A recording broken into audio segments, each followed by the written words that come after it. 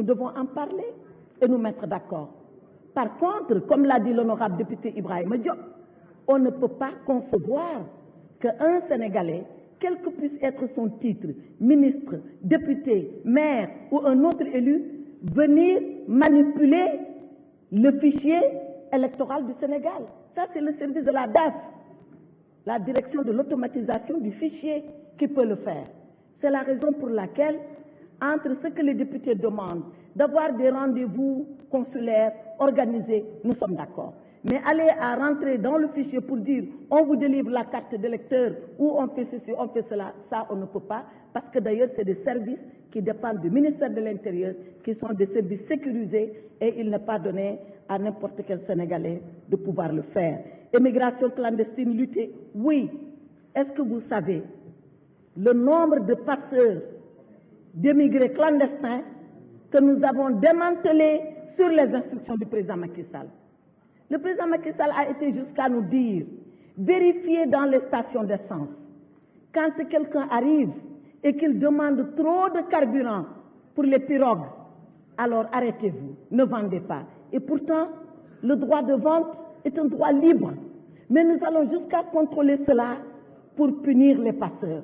Et il y a tellement de décisions de justice où les passeurs ont été punis parce qu'ils avaient organisé une véritable filière d'immigration clandestine et nous luttons contre cela. Les femmes d'ambassadeurs. Honorable député Ndeye Satala, depuis que le Sénégal est Sénégal, la femme de l'ambassadeur, il lui est interdit de travailler. Alors, est-ce qu'on peut accepter? Il est interdit parce que c'est le pays d'accueil qui l'interdit. Ce n'est pas le Sénégal. Il est interdit à la femme de l'ambassadeur d'avoir un emploi rémunéré. Alors, est-ce qu'on peut décemment dire à la femme, vous avez le choix cornélien, ou vous laissez votre époux et vous restez au Sénégal? Vous voyez, vous me dites ah non. Ou alors, vous y allez quand même, c'est le regroupement familial, c'est le sens de la vie et de la famille, et nous sommes respectueux de ces valeurs qui sont des valeurs authentiquement sénégalaises. Rejoignez votre époux et on vous donne un petit pécule. Et c'est ça les 500 000.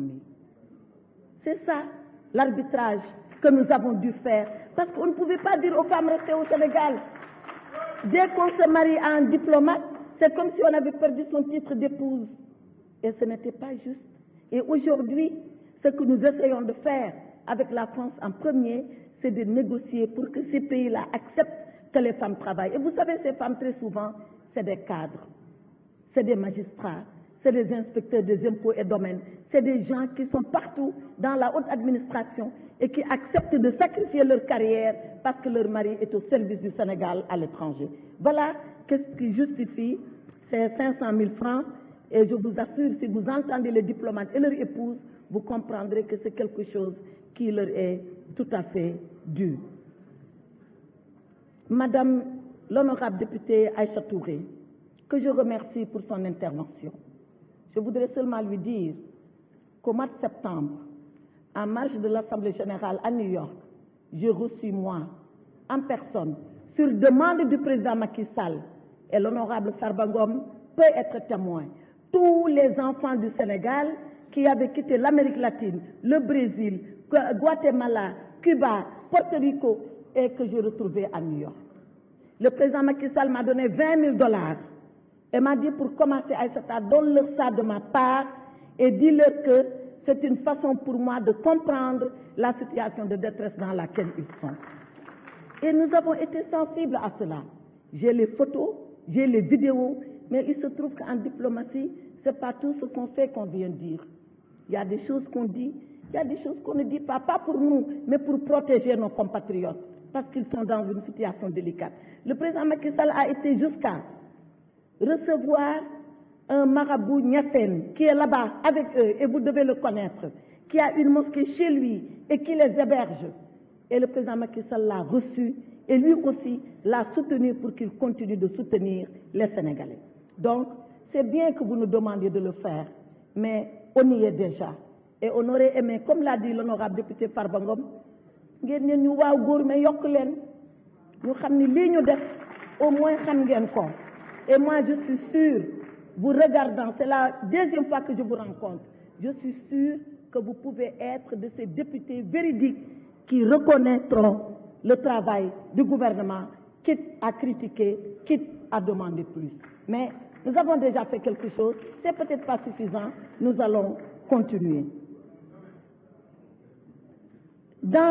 Pour faire participer les enfants au concours général, je suis d'accord si les conditions académiques sont organisées. Et vous avez raison, si les enfants sont à l'étranger et qu'ils sont brillants, on doit les décompter dans le quota d'élèves brillants du Sénégal. Je verrai donc avec mon collègue de l'Éducation nationale, l'excellent ministre Cheikh Oumar Anne, comment est-ce que nous pourrons prendre cela en considération. Et les daïras. Encore, je donne un exemple. J'étais avec le président Macky Sall. Vous savez, mesdames, messieurs les honorables députés, tout ce que je dis du haut de cette tribune-là, tout ce que je dis dans ma vie, parce que c'est comme cela, vous pouvez toucher votre doigt parce que c'est la vérité et que ce n'est pas autre chose. J'étais avec le président Macky Sall en Guinée, en Angola, que je ne me trompe pas. Et je me rappelle très bien, ce jour-là, il y a eu l'incendie de l'hôpital de Tivaouane. Il m'a dit, je vais arrêter le sommet de l'Union africaine. Je ne le préside plus, je vais rentrer. Mais avant de partir, tu rencontres les Sénégalais à ma place. Je suis partie. Il m'avait posé un problème de daïra, daïra Tijane, daïra Mouride, daïra Niassène, toutes sortes. Le président m'a dit, dites-leur de se rassembler. Et s'ils se rassemblent pour une seule mosquée, eh bien, je contribuerai. Et le président a contribué. Et il leur a donné une enveloppe conséquente. Donc, ce que les daïras font, nous le reconnaissons. Et nous aidons les daïras. Chaque fois que cela nous est présenté, nous les aidons, nous les appuyons, parce que nous savons que les daïras, c'est un relais social extrêmement important. Au Guatemala, et j'étais à New York avec ces Sénégalais, justement, venus d'Amérique latine, on nous a dit qu'il y a un Sénégalais décédé qui est au Guatemala et que si on ne faisait pas le nécessaire, qu'il allait être en crémation, qu'on allait le brûler. Il a fallu que nous-mêmes, parce que quand on a dit mais où est le Sénégalais, on nous a dit au Guatemala. Le Guatemala, c'est un pays. Il a fallu qu'on aille, qu'on fasse les recherches, qu'on retrouve la ville, qu'on sache où se trouve l'hôpital, qu'on découvre le cadavre, qu'on l'identifie, qu'on puisse enfin payer pour le rapatrier et qu'il soit enterré. Voilà ce que nous faisons tous les jours. Et sans le dire, seulement parce que c'est notre devoir. On ne le fait pas pour les réseaux sociaux, on ne le fait pas pour que les gens en parlent, on le fait parce que c'est notre devoir de le faire et nous nous obligeons à le faire. Maintenant, ce qui s'est passé à New York entre les Sénégalais,